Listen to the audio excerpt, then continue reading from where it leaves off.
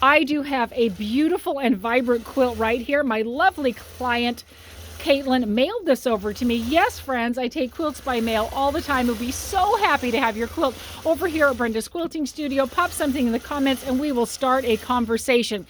This is a strip and flip quilt. It's made normally with jelly roll, although you could use other fabrics. And normally it's going to be a jelly roll. All the colors are going to coordinate. All the fabrics are going to coordinate. You can see this one is full of the foliage, the bees, the butterflies, the dragonflies, the flowers. And then this is stitched along, and then she's trimmed it about a quarter of the way in and flipped the other half going the other with a center section going through it. We talked about a variety of designs because she mailed it to me. We corresponded via text. We're certainly welcome to make a phone call. We can do messenger. We can send videos. Everything works out just fine. We went ahead and commented on a variety. I said, what color of thread and what design do you have in mind? I helped her narrow it down swiftly, and I showed her I have this fabulous butterfly and flower design, and she was all about it because, of course, the quilt is full of butterflies and flowers. It's fantastic. We're doing it in my magic magenta color of thread, standing out just a little on the top. She's provided the most gorgeous minky on the backing right there. We can't see the color of thread back there. We know that that's the case, but you can totally see that fabulous design. When we have a minky, I don't want to shrink the design so tight that it ends up crushing all of the minky. I want to have it open enough that you can still see the lovely minky that's there. We also talked about the type of batting to go into it. You know, I have 5 or 6 battings over here at the quilting studio. When we're doing a minky back, we already have a decent amount of weight and a lot of warmth. So I usually suggest my lighter weight batting given the option. My wonderful Warm and Natural right here, with such a big roll, it just lays here on the floor until I end up using a lot of it up, is actually extremely dense and pretty heavy. So I don't normally recommend it with a minky, but of course if someone really wants that, we're going to make it work. But she chose my fabulous bamboo. I'm so happy about it. My bamboo is just drapeable and lovely.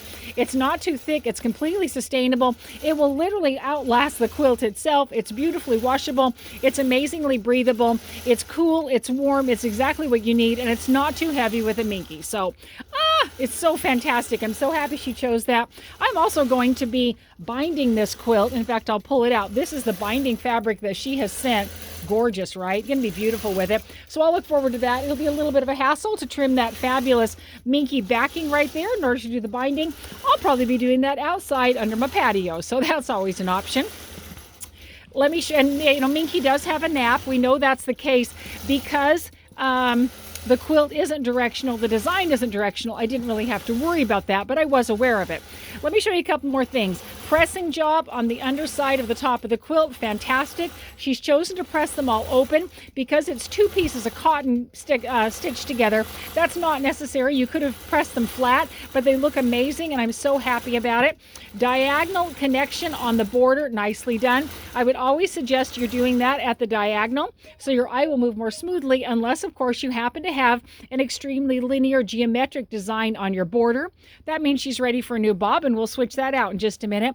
Once you press the underside of the top of your quilt, be sure and turn it over and press the top side as well. Very important to be able to do that. I want to show you one more thing. I actually had the quilt loaded the exact opposite way, 45 degrees going the other way with the minky. And I normally would put the selvage on the top and bottom, but with minky, frequently I'll put the selvage on the side. Well, I tried that and it turned out the quilt wasn't going to fit that way.